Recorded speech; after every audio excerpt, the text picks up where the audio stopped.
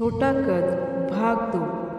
सकीना अपने कमरे में आ गई, लेकिन उसके मन में बहनों की कही हुई बातें घूम रही थी, जिसके कारण रात भर वह सो नहीं सकी। सुबह उठते ही सबसे पहले वह अपने चाचा के पास गई। उसके चाचा ने मुस्कुराते हुए कहा, अरे सकीना बेटा, तुम इतनी सुबह यहाँ, क्या बात है? सकीना अपने चाचा के पास आकर बैठ गई। उनका हाथ अपने हाथों में लेते हुए कहा, चाचा जान, मैं आपसे कुछ ज़रूरी बात करने आई हूँ। कैसी ज़रूरी बात? चाचा ने आश्चर्यचकित होकर पूछा। सकीना ने झिझकते हुए कहा, चाचा जान, मैं चाहती हूँ कि मेरी शादी से पहले आप सबा और समा की शादी कर दीजिए। सकीना के चाचा इब्राहिम साहब सकीना को आश्चर्यचकित होकर देखते हुए कहने लगे, सकीना तुम ये कैसी बातें कर रही हो? सबा और समा तो तुमसे छोटी है, अभी तो उन्हें आगे बढ़ना है, कुछ बनना है।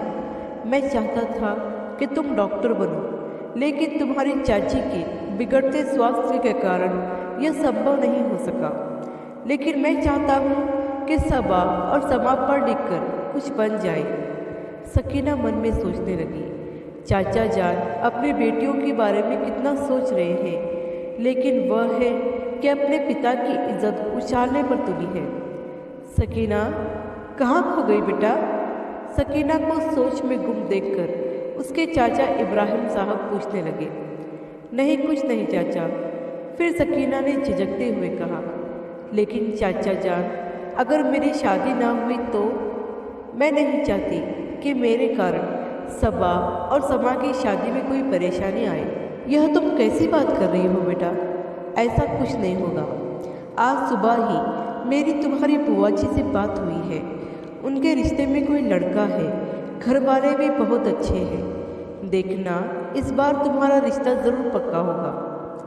अगर नहीं हुआ तो? सकीना ने धीमे से कहा, अगर इस बार भी मेरा रिश्ता पक्का नहीं हुआ तो आप पहले सबा और समा की शादी करवाओगे। ऐसा आपको मुझसे वादा करना पड़ेगा, नहीं तो मैं कल लड़के से नहीं मिलूंगी। ना चाहते हुए भी इब्राहिम साहब को सकीना की बात माननी पड़ी।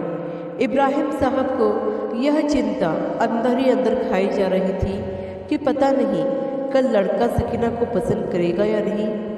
दूसरे दिन लड़के वाले आ गए, उन्हें चाय नाश्ता करवाया गया। उसके बाद सकीना उनके सामने आकर बैठ गई। सकीना को देखकर आए हुए मेहमान आपस में बातें करने लगे। उनके चेहरे से साफ नजर आ रहा था कि सकीना उन्हें पसंद नहीं आई है। लेकिन जैसे ही उन्होंने सबा को देखा तो फिर से आपस में कुछ बात करने लगे। थोड़ी देर बाद लड़के के पिता ने कहा, वैसे तो आपकी बेटी बहुत अच्छी है, लेकिन हमारे बेटे से कद में बहुत छोटी है। अगर आप बुरा ना माने तो हम आपकी छोटी बेटी का हाथ मांगते हैं। लड़के के पिता की बात सुनकर इब्राहिम साहब दंग रह गए। सकीना को देखा तो उसका चेहरा मुरझा सा गया था। इब्राहिम साहब ने कहा, आप कैसी बातें कर रहे हैं? सबा तो सकीना से बहुत छोटी है, हम इतनी जल्दी सबा की शादी नहीं करना चाहते। वैसे भी आप सकीना को देखने आए हो ना? इस पर लड़के के पिता ने कहा, सकीना हमारे बेटे को सूट नहीं करती, जबकि सबा इसके लिए बिल्कुल परफेक्ट है। इसलिए हम आपसे सबा का हाथ मांगते हैं, वरना हमें माफ़ कर दीजिए। हमें सकीना पसंद नहीं आई। सकीना ने यह सुना तो उसके चेहरे की हवाइयाँ उड़ गई। वहीं दूसरी ओर सबा के मन में तो लड्डू फूटने लगे। इससे पहले कि इब्राहिम साहब कुछ कह पाते, सकीना उन्हें अपने साथ कमरे में ले गई। सकीना अपने चाचा जान को समझाने लगी, चाचा जान, आप इस रिश्ते को हाँ कह दीजिए। लड़का और घर वाले बहुत अच्छे हैं, सबा बहुत खुश रहेगी। इब्राहिम साहब सकीना की बात सुनकर दंग रह गए और कहने लगी, लेकिन बेटा, तुम्हारी आंखों के सामने तुम्हारी छोटी बहन की शादी होगी तो तुम पर क्या गुजरेगी? और लोग क्या कहेंगे कि इब्राहिम साहब ने अपनी यतीम भतीजी के बारे में नहीं सोचा और अपनी बेटी का रिश्ता तय कर दिया। नहीं, मैं उनको मना कर देता हूँ। आप लोगों की फिक्र ना करें, वह 4 दिन बातें बनाएंगे और फिर खामोश हो जाएंगे। आप सिर्फ सबा के बारे में सोचिए, आप मेरी फिक्र भी ना करें, मैं ठीक हूँ। यह रिश्ता सबा के लिए बहुत अच्छा है। आप प्लीज़ इस रिश्ते के लिए हाँ कह दीजिए। अपने चाचा जान का हाथ पकड़कर सकीना उन्हें समझाने लगी। इब्राहिम साहब का दिल तो नहीं कर रहा था, लेकिन सकीना की खुशी के लिए उन्होंने इस रिश्ते के लिए हाँ कह दिया।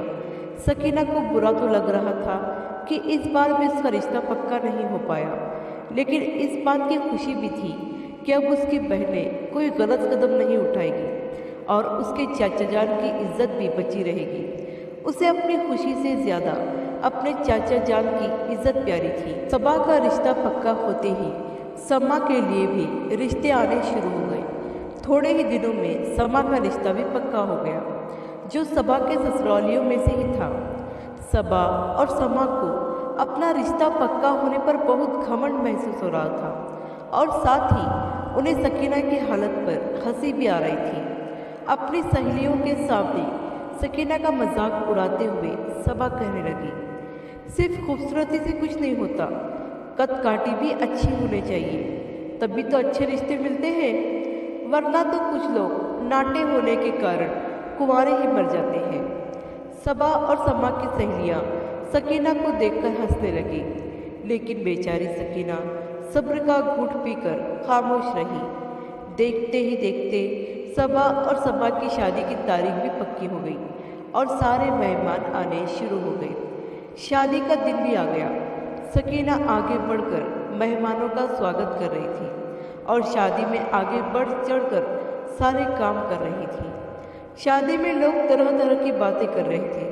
कुछ लोगों को सकीना पर तरस आ रहा था तो कुछ लोग उस पर हंस भी रहे थे और उसे ताने मारने का कोई मौका नहीं छोड़ रहे थे।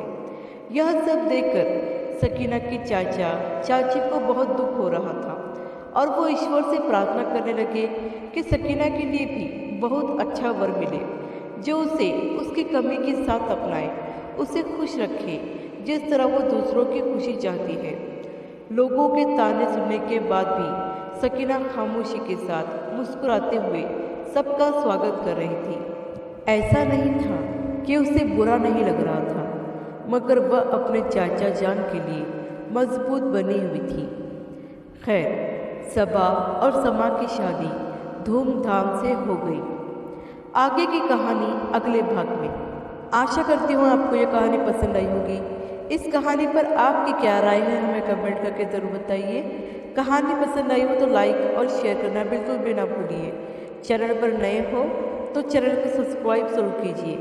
कहानी सुनने के लिए आपका बहुत बहुत